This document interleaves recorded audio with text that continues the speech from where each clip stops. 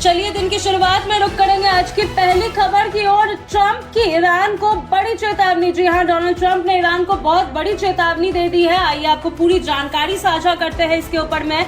America के राष्ट्रपति Donald Trump ने ईरान को लेकर बेहद कड़ा रुख अपनाते हुए घोषणा किया है कि अमेरिका अगले 2 से 3 हफ्तों में उस पर बड़ा सैन्य हमला करेगा और उसे पाषाण युग में पहुंचा देगा। व्हाइट हाउस में दिए गए अपने 19 मिनट के संबोधन में उन्होंने कहा कि यह हमला एपिक फ्यूरी नामक सैन्य अभियान का हिस्सा है, जिसका उद्देश्य अमेरिका और दुनिया की सुरक्षा सुनिश्चित करना है। उन्होंने आरोप लगाया कि पिछले 47 वर्षों में ईरान और उनके समर्थित संगठनों ने कई चरमपंथी हमले किए हैं और इससे परमाणु हथियार हासिल करने की अनुमति नहीं दी जा सकती है। साथ ही इजराइल, सऊदी अरेबिया, बहरीन, कतार, कुवैत और यूनाइटेड अरब अमीरात जैसे सहयोगी देशों को समर्थन करने के लिए धन्यवाद किया और कहा कि ईरान क्षेत्र के लिए बड़ा खतरा है। ट्रंप ने इस युद्ध को अमेरिका के भविष्य के लिए एक निवेश बताते हुए दावा किया कि यह संघर्ष अपने लक्ष्य के करीब है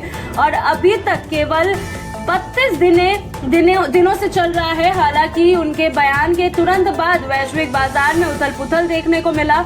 ब्रेंट क्रूड की कीमतें करीब $100 से बढ़कर $105.38 प्रति बैरल तक पहुंच गई है, क्योंकि स्ट्रेट ऑफ हॉर्मुज जैसे अहम मार्ग के बंद होने की आशंका बढ़ गई है, जो दुनिया की लगभग 20% ऊर्जा आपूर्ति का प्रमुख रास्ता है और 28 फरवरी से संघर्ष के कारण लगभग बाधित है।